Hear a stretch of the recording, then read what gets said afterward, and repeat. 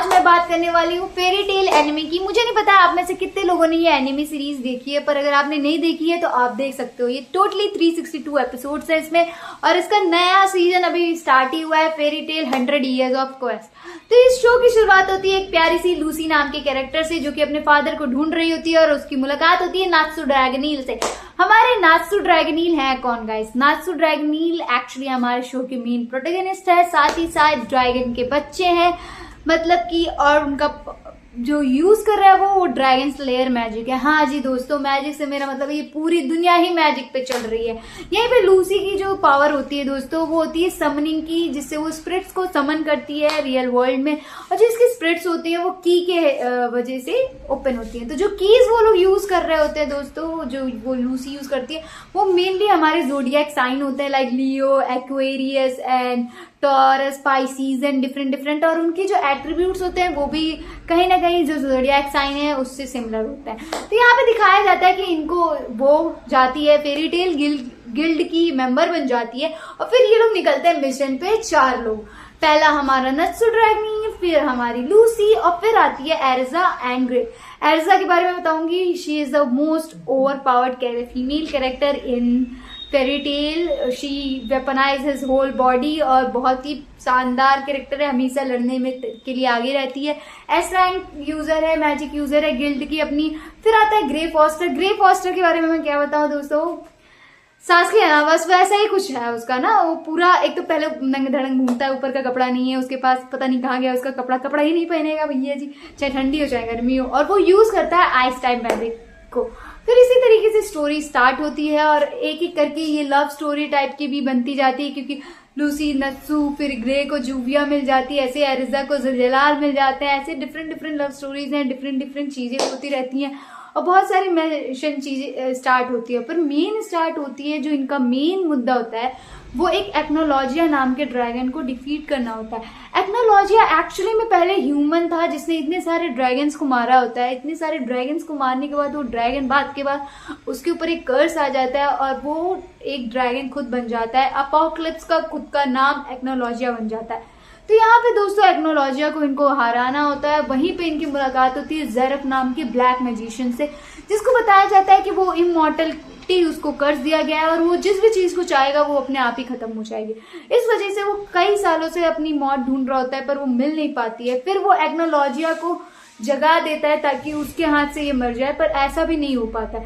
तो शो के दौरान नत्सु को, एरिजा को, विंडी नाम की एक कैरेक्टर मिलती है। विंडी हमारी एक अनदर ड्रैगन स्लेयर है, जो कि एयर का यूज करती है। वो एक छोटी सी बच्ची है गाइस, और वो बच्ची जो है काफी शानदार होती है, बहुत ही अपने टाइम की प्रोटैगनिस्ट मान लो, मतलब कि एक क्या कहा जाता है, जैसे इंटेलिजेंट बच्चे होते हैं ना, जो बहुत जल्दी चीजें ग्रास्प कर लेते हैं, वैसी होती है विंडी।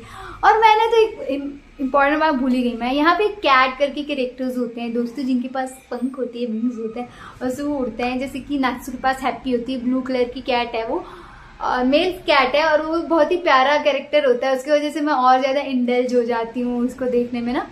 तो यहाँ पे डिफरेंट स्टोरीज होती है। अब यहाँ पे इनको एक्नोलॉजिया को हराना है, फिर ज़ेरफ भी आ जाता है। और यहाँ पे दोस्तों सबसे मजेदार चीज होती है, कैरेक्टर है हमारा गिल्डार्ट। गिल्डार्ट जो है, मान लीजिए जब पहली बार मैंने देखा था ना, मैंने कहा सैंक्स यहाँ क्या कर रहा है। लिटरली वो वन पीस का सैंक्स है, मान लो जोरो वाली हरकतें, और यहाँ पे आ गया हो भाई।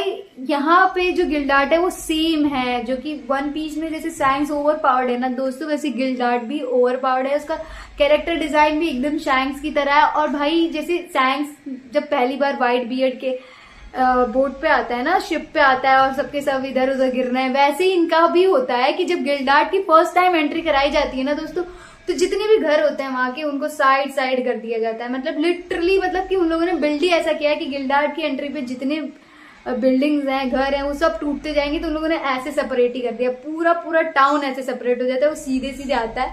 और गिल्ड में वो चाहता तो डोर से आ जाता है, लेकिन नहीं, उनको गिल्ड का भी एक दीवार तोड़ के ही एंट्री लेनी होती है। फिर यहाँ पे दिखाया जाता है कि गिल्डार्ट भी एक्नोलॉजिया को हरा नहीं पाता है, काफी स्ट्रॉन्ग ड्रैगन होता है। ज़ेरफ भी उसको हरा नहीं पाता है एंड में। फिर दिखाया जाता है कि नत्सु और उसके दोस्तों ने उसको हरा दिया है। फिर यहाँ पे आता है बहुत ही इंटरेस्टिंग कॉन्सेप्ट। अभी तक नत्सु हमारे नत्सु ड्रैगनील एक ड्रैगन के बेटे हैं। बाद में पता चलता है कि ज़ेरब का वो छोटा भाई है, नत्सु ज़ेरब का छोटा भाई है। सेकेंड बहुत बड़ा खुलासा ये लोग करते हैं कि एक ईएनडी करके बुक थी जो ज़ेरब ने बनाई थी, उसमें एक डीमन था नत्सु ड्रैगनील, और वो डीमन को उसने इसलिए बनाया था ताकि वो आगे चल के ज़ेरब को मार सके। और जब मैं ये सुनती हूँ ना भाई, मेरे होश उड़, भाई तुमने एक कैरेक्टर को, एक बुक का कैरेक्टर है वो, मेन प्रोटोगनिस्ट हमारे मेन, मतलब क्या है ये, क्यों है ये। और भाई इतनी अजीब स्टोरी चल रही होती है ना उस वक्त, फिर फाइट्स हो रही हैं, बहुत सारी चीजों के खुलासे हो रहे हैं, फिर मार्विस वर्मेलियन के बारे में बताया जाता है जो कि फर्स्ट गिल्ड मास्टर है। बाद बताया जाता है उसका भी सेम इशू था, उसके साथ भी सेम इमॉर्टैलिटी कर्स था, जिसकी वजह से वो 13 ईयर की बॉडी में कैद होके रह जाती है। भले ही उसकी उम्र बढ़ रही है पर वो फिजिकली 13 ईयर ओल्ड ही अपीयर करती है दोस्तों। आगे चल के पता चलता है कि ज़ेरब और मार्विस एक दूसरे से प्यार कर रहे होते हैं। उन्होंने एक बार अटेम्प्ट भी किया था मरने का, लेकिन उस टाइम पे वो एक बंदा मर जाता है, एक बच जाता है, ज़ेरब बच जाता है, मार्विस मर जाती है। इसमें बताया जाता है ऐसा क्यों होता है, तो मार्विस को रियलाइज होता है उसका प्यार ज़ेरब के लिए कम था, या फिर उसकी जीने की इच्छा ज़्यादा थी, क्योंकि ज़ेरब तो काफ़ी सालों से जी रहा है, उसने बहुत सारी चीज़ों को डिस्ट्रॉय होते हुए देखा है अपनी आंखों से, तो उसको जीने की तमन्ना नहीं थी। फिर ऐसी डिफरेंट चीजें होती है गाइस। और सबसे मजेदार चीज ये होती है कि 7 जुलाई को शो में दिखाया जाता है कि जितने भी ड्रैगन स्लेयर्स हैं उन सबके ड्रैगन्स ने उनको अबंडन कर दिया है, मतलब उनके पेरेंट्स ने अबंडन कर दिया। बाद में पता चलता है कि 400 ईयर्स अगो वो ड्रैगन्स ह्यूमंस के साथ मिलके एक्नोलॉजिया को मारने वाले होते हैं और वो उसे मार नहीं पाते हैं, तो वो अपने बच्चों को 400 ईयर्स अगो भेज देते हैं with the help of Heartfilia family. कौन सी फैमिली आप सोच रहे हो, लूसी की फैमिली। लूसी की जनरेशन 400 ईयर्स अगो कीज का यूज करती है, 12 कीज का जो ज़ोडिएक साइन बताया ना मैंने, उनका यूज करती है ज़ोडिएक कीज का, और उससे इन लोगों को भेजती हैं 400 ईयर अगो प्रेजेंट में। और वहां पे लूसी की ही मदर लाइला वो कीज यूज करती है और इन बच्चों को ला करके अलग अलग लोकेशंस पे भेज देती है। मतलब आप सोच रहे हो कि स्टोरी लाइन कितनी अजीब हो रही है फेरी टेल की, और कितनी सारी मिस्ट्रीज है फेरी टेल में। भाई मुझे तो बहुत ही ज्यादा मजेदार लगी। और लेटेस्ट इसका फेरी टेल का चल रहा है 100 ईयर क्वेस्ट, जिसमें इन्हें इमॉर्टल ड्रैगन्स को माना है जो कि काफी सालों से जिंदा है, जिनमें से 2 ड्रैगन्स को ये स्ले कर चुके हैं, और थर्ड आती है गॉडेस, शायद 2 को नहीं, एक ही को इन्होंने स्ले किया है, क्योंकि अभी 2025 में, जनवरी 2025 में 24 एपिसोड आए हैं सीजन 1 के। अभी सीजन 2 का कोई भी अनाउंसमेंट नहीं किया गया है, पर लास्ट में एक मूनस गॉडेस होती है, मतलब कि मून ड्रैगन होती है, वो सारी चीजें मैनिपुलेट करती है, और वो बहुत ही स्ट्रॉन्ग कैरेक्टर है, क्योंकि वो दुनिया के सबसे ओल्ड ड्रैगन को भी मैनिपुलेट कर दी थी गाइस। तो वहां पे इन लोगों को फाइट करनी होती है उससे, और काफी तगड़ी सीन्स हैं इसमें, और काफी प्यारी प्यारी लव स्टोरीज भी हैं, और डिफरेंट चीजें भी हैं। जैसे एक टाइम पे ऐसा होता है कि ये लोग ऐसी दुनिया में चले जाते हैं जहाँ पे इन्हीं के सेम टू सेम कैरेक्टर्स होते हैं, पर उनके जो हरकतें होते हैं वो इनसे एकदम अपोजिट होता है, एकदम अपोजिट, लिटरली अपोजिट होता है इन लोगों से। और वहां पे क्या होता है कि यहाँ मैजिक की दुनिया है, वहाँ मैजिक खत्म हो रहा होता है, ठीक है, तो इन लोगों को वो देखना पड़ जाता है। मतलब बहुत सारे ऐसे मल्टी यूनिवर्स डायमेंशंस हैं जिसमें ये लोग जाते हैं, जहाँ पे इनको अपने जैसे कैरेक्टर मिल जाते हैं अलग अलग तरीके के। एक में नत्सु और लूसी का बच्चा भी है, एक में नत्सु और लूसी मैरिड है, एक में नत्सु लूसी नॉर्मल चल रहे हैं, उसमें कुछ नहीं हुआ है।